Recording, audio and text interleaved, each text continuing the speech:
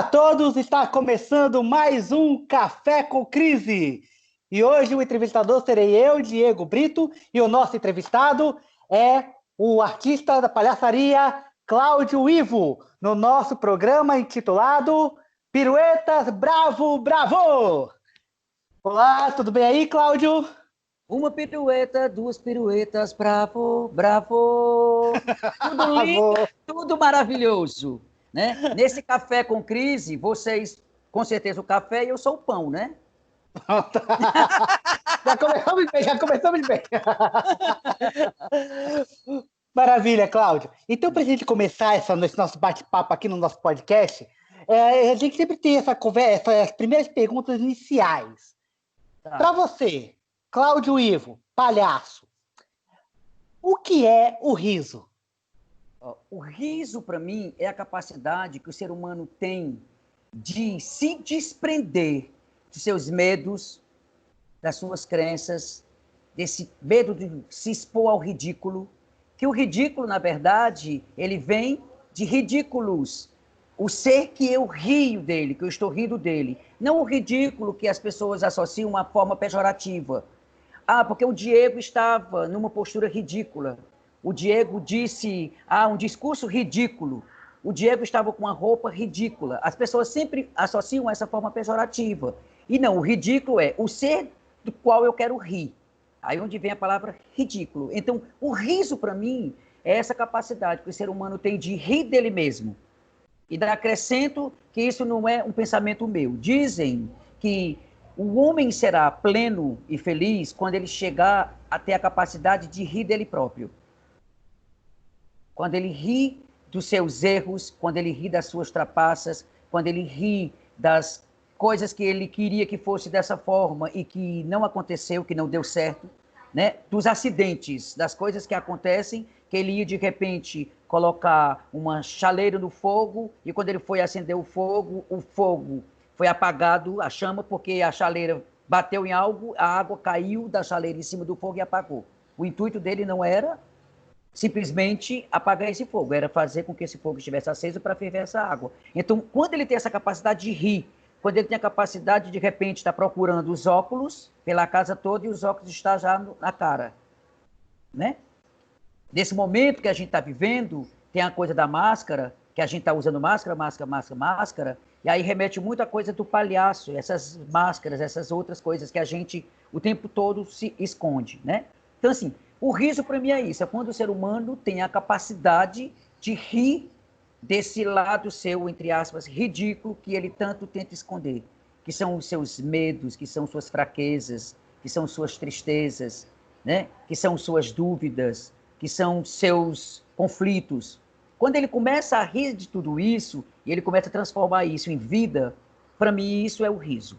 Aristóteles já dizia, né? O homem é o único ser que ri, né? E se ele ri dele, aí tem a plenitude, tem a capacidade de transcender, tem a capacidade de catarse. Eu acho que o riso para mim é isso. Maravilha, Cláudio. E para você, essa ideia de trabalhar com o riso, quando é que você teve certeza de que esse era o campo que você queria trabalhar, que você queria viver? Pronto. Quando eu tinha 8 anos de idade, eu morava num distrito que tinha uma população de 1.000 pessoas, aproximadamente, que era um distrito chamado Cangati, que fica no município de Mombaça, né? Quem vai na região centro-sul, em direção a Copiara, né? Passa Quixeramobim, depois Mombaça, né? Que é a terra do Silvério Pereira, também. Foi lá também onde eu nasci, né? E quando eu morava no Cangati, tinha o circo, que esse circo, como todos os lugarejos, era o circo Tomara que não chova. O que é o circo Tomara que não chova? É aquele circo que tem um pano de roda, mas não tem a tenda, não tem a parte de cima. Por isso que é Tomara que não chova, porque se chover, todo mundo que está lá assistindo vai se molhar, né? Então só tinha É aquele circozinho de interior, né? de interior. Sem lona, só mesmo a lateral. Só o pano de roda que chama de saia. Então, quando o circo Anápolis, que era o circo do Palhaço Tesourinha, estava lá instalado, tempos depois eu já como artista e pesquisador, entrevistei o Tesourinha, que foi o palhaço que lá na minha infância me inspirou, né, a tocar o circo. Quando o circo do Tesourinha se apresentava durante 20 dias lá em Tucangati, que ele ia embora, eu reunia os meninos da minha idade e a gente reproduzia o circo, que é muito comum, né, as crianças estarem reproduzindo aquilo que elas estão vendo, uma peça de teatro ou uma apresentação de música, enfim. E o circo, a gente reproduzia esse circo, e quando eu via o palhaço em cena, o Tesourinha, foi ali que eu tive a certeza de quando eu reproduzia o circo com os meus amigos, eu queria fazer rir. Eu queria o riso para a minha vida. Não só o riso quando eu ria do palhaço Tesourinha, mas eu queria também estar no picadeiro, almejando ser aquele palhaço como Tesourinha e causando e tirando o riso daquelas pessoas que assistiam. Tempos depois eu descobri que a minha avó paterna era bailarina de circo, né? Só que eu fiquei sabendo isso depois. Uma boa descoberta, já tinha que raízes, né? Já tinha uma conexão com a coisa. Já tinha uma conexão. Então, assim, mas essa conexão do ser artista, né? Do estar reproduzindo o teatro, os dramas, que chamavam na época dos dramas que iam para se apresentar lá também, o teatro de boneco do Cassimiro Coco, que eu assisti na sala de aula do grupo que eu estudava, onde ele botava um tecido, chamado tenda, num canto da sala e reproduzia o Cassimiro Coco, com o Benedito Cassimiro Coco, aquela luta que travava dos bonecos feitos de madeira. Enfim, ali eu tive a certeza de que eu quero ser artista. Eu não sabia nem eu quero ser artista, mas eu queria aquilo para mim. Fazer rir, eu queria o teatro de bonecos, eu queria os dramas que eu assistia, eu queria fazer aquilo. Não só estar assistindo, mas fazer aquilo. Foi ali que eu tive a certeza de que eu queria, para mim, a arte, principalmente a arte do riso. Porque dos artistas todos que se apresentavam, os malabaristas, as rumbeiras, que na época chamavam as rumbeiras, que eram as moças que dançavam as rumbas, o principal para mim que me chamava a atenção, que me tocava, fazia que os meus olhos ficassem arregalados, era o palhaço. Então eu queria ser palhaço, eu queria provocar o riso, eu queria estar ali sendo esse artista como instrumento de causar esse riso, de levar essa alegria para as pessoas. Foi ali, com o palhaço Tesourinha do Circo Anápolis. Maravilha, Cláudio. E nessa sua vivência, que tipo, você já viajou pelo interior, você já foi para capitais, trabalhou no circo, trabalhou no teatro e tudo mais. Aí a gente queria saber de você. Existe diferença do risível com públicos diferentes?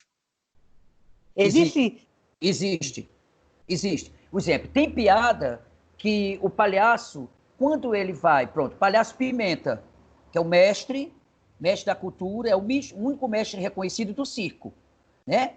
Dentro dos Tesouros Vivos tem vários mestres, né? Em vários segmentos. No artesanato, tem o mestre do reisado, tem o mestre que é do Maneiro Pau. O mestre Pimenta, José de Abel Brasil, é o único mestre do circo. Na área de circo, ele é o único mestre dos Tesouros Vivos. E eu tenho muito contato com Pimenta, né? Porque a minha relação é com o circo tradicional, é com o circo contemporâneo, é com o circo. Eu não tenho essa coisa de dividir. Tudo é circo, tá entendendo? Como a coisa do teatro de rua, teatro do palco, teatro, tudo é teatro. Cada um dentro da sua perspectiva, do seu espaço a ser apresentado, do seu público. Mas o Pimenta, ele chegava para mim e dizia assim, Cláudio Ivo, quando eu sei que aquela piada para aquela cidade não funciona, eu não uso no meu repertório. Por quê? Porque é uma capacidade de dosar, né, no caso. De dosar. Que... É tanto que o exemplo, se o Diego é uma figura conhecida, é uma figura popular, e as pessoas já riem do Diego, o palhaço faz uma pesquisa e pergunta quem é a figura que é engraçada, que é a figura que é popular. Aí o Diego, o palhaço, na hora da sua reprise, ele vai inserir o Diego. Se ele tá na cena com a moça, ele diz assim, você vai casar com minha filha, você vai casar com o Diego, porque o Diego vai ser o meu genro. Aí o povo, porque o povo vai assimilar o Diego, que eles conhecem, a esse momento. Se nessa cidade próxima, que o Diego não é conhecido, se ele usar o Diego para a cena dele, não vai ter nenhum impacto, não vai causar riso, porque as pessoas não sabem. Não tem a história do riso, que é a piada interna? Se ele diz assim, kkkk, se ele, gente, desculpem a piada interna. Porque nem todo mundo que está ali na churrascaria ou está ali numa reunião de amigos conhece aquela piada. Eu conheço o Diego, a Midete conhece, o Fernando Lira conhece, mas a maioria do pessoal não conhece. Por isso que diz, gente, desculpe, mas é uma piada interna. É a mesma coisa, Saquei. entendeu? Então, nem toda piada, nem toda reprise que é chamada, nem toda gag, ela vai funcionar para todo o público. Tem um público específico. E os palhaços, eles antes conversam com as pessoas daquela comunidade, daquela cidade, para saber adquirir informações a respeito de o que é que funciona, entendeu? Qual é o tipo, o que é popular aqui, o que é que está em voga para que a gente use. Então, cada piada, cada público específico e cada riso vai ser tirado de acordo com aquele público. Maravilha. E aí, nesse negócio de riso, do palhaço, é que eu venho te fazer uma pergunta que talvez seja um pouco espienta, que tem surgido no mundo do circo há algum tempo aqui. É clown ou palhaço? Bom, eu acho que é muito a decisão de cada um, né? Tipo assim, o Diego pode escolher, eu faço palhaço porque eu sou cearense, nordestino, brasileiro, né? O Claudinho pode dizer, eu vou para uma outra vertente, eu amplio muito mais os meus horizontes. Eu posso chamar clown, eu posso chamar palhaço, eu posso chamar Mateu, eu posso chamar Mateus. Se você pegar o Reisado, tem mestre, tem brincante e tem o próprio Mateu que chama Mateu. E eu fui conhecendo esse personagem, que você talvez, com certeza, deve conhecer, da Cafuringa, do rosto. Pronto. Então, eu chamava Mateus. Mateus. Pintado, né, o negrume. Então, eu chamava Mateus. Quando eu fui ter o contato com os mestres do Reisado, que eu fui para lá brincar com eles, né, dentro do Reisado, aprendendo com esses mestres, Mateu, e aí aquele soava, mas não é Mateus, eu ficava, não é Mateus, aí Mateu, porque era a maneira como eles tinham esse conhecimento. Aí Cravo Branco, uns chamavam Cravo Branco. Cravo Branco também é um outro nome para o Mateus. Então, assim, para mim vem muito de como você escolhe, porque eu vejo muito assim, o clown, ele é específico, ele veio do circo para dentro do teatro, né? É de toda uma linguagem, toda uma roupagem do palhaço, do palco, né? Quando você pega o palhaço mesmo, ele é mais de picadeiro. Você não vai chegar para um palhaço hoje do circo lá no picadeiro e vai dizer clown. É palhaço. Palhaço. É esse termo usado de palhaço. E o clown é aquele palhaço mais, né? Com as roupas cheias de... Vai pegando a história do figurino. Toda rica com lantejoulas, com aquele chapeuzinho cone, branquinho, com a maquiagem mais pegando para o branco, né? Então, são muitos termos que se usa, e às vezes as pessoas dizem assim, porque eu moro no Brasil, eu sou brasileiro, sou cearense, sou nordestino, eu chamo é palhaço mesmo. Não, eu não radicalizo. Eu acho que eu dou a liberdade de você dizer Cláudio, de você dizer palhaço, e de você estar aberto nesse sentido. De eu dizer, agora eu posso chamar Mateu, ou posso chamar Mateus. E acaba sendo... uma coisa mais livre. Isso. Pronto. E acaba sendo a figura que causa o riso, que é o mais importante. É uma figura que encanta, seja Cláudio, seja palhaço. Seja e aí palhaço. Tem a questão. A gente sempre tem aquela imagem seja o Cláudio, ou o palhaço, ou o Mateu, aquele rosto de cara pintada, nariz vermelho, roupas coloridas e tudo mais. E aí vem a questão, existe palhaço sem maquiagem? Existe. Pegando em cima do que eu falei. Há a liberdade de você, como artista, expressar como você quer. O palhaço vai estar onde? O palhaço vai estar no teu jogo, vai estar na tua expressividade, vai estar na tua mise-en-scène, vai estar na tua contracenação com o outro. Se você pega no popular, diz assim, o Diego é um palhaço. E o Diego nem é artista. E o Diego não tem nenhuma relação com a arte. Mas se o Diego é brincalhão, é cheio de piada, é cheio de caras e bocas, diz assim, o Diego é palhaço. Aquele cara é palhaço demais. Quando não se usa de forma pejorativa, né? Chamar um político... E aí vem a questão. Você termina o raciocínio. Pode terminar o raciocínio. Chamar de palhaço um político, de forma pejorativa. Fulano de tal é palhaço. Aquele político tal é palhaço. Isso que estão fazendo é uma palhaçada. Tá entendendo? Normalmente as pessoas assimilam E aí leva para essa coisa do pejorativo de não ter consciência de por que eu estou chamando o político de palhaço e por que quando os políticos roubam, eles fazem as falcatruas deles, isso é palhaçada. Tá entendendo? Então, assim, quando você diz, fulano de tal é um palhaço, e você usa o termo palhaço para aquela pessoa porque ela é engraçada, ela é envolvente, ela é uma pessoa cheia de comicidade, ok, massa. Então pode ser de cara limpa, pode ser de nariz vermelho. Eu sempre falo uma coisa que é assim, existe uma diferença de estar vestido de palhaço e ser palhaço.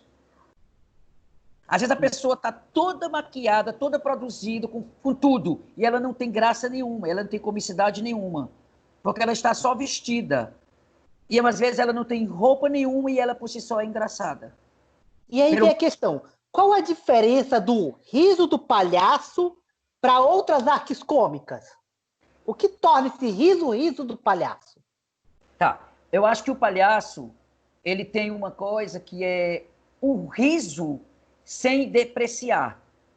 Eu não preciso usar alguém que é gordo para fazer o riso, para tirar o riso. Eu não preciso usar alguém que é careca para poder tirar o riso. Eu não preciso reforçar preconceitos enquanto a homofobia, enquanto o machismo, enquanto a coisa do preconceito porque é gordo. Eu não preciso depreciar ninguém para causar um riso. Eu acho que o palhaço, ele ainda mantém esse riso mais ingênuo.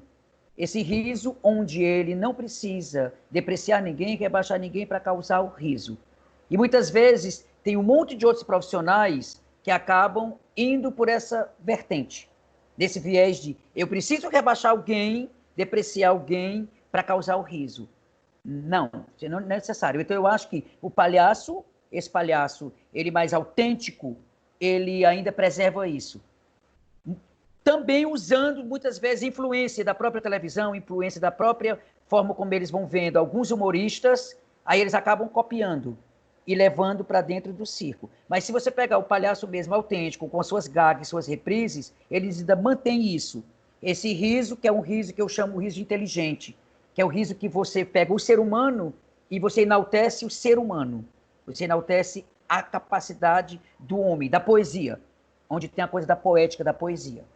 Para mim, essa é a diferença que existe. Pois bem.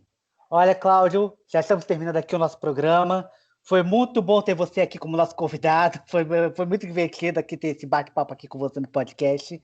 E esperamos que no futuro a gente possa conversar mais vezes. Sim, será um prazer. Assim que vocês decidirem o que vocês quiserem, estou sempre à vontade. É um prazer, principalmente vocês que fazem parte de um grupo que eu respeito, que eu admiro, né, que contribui para a cena da comicidade, seja aqui no Ceará, seja no Brasil, quiçá no mundo, né? Enfim, e quando a gente tem amigos, colegas, pessoas, artistas, que contribuem também para que essa arte permaneça, que ela resista, né, que ela contribua para uma sociedade melhor, a gente está sempre aqui à vontade.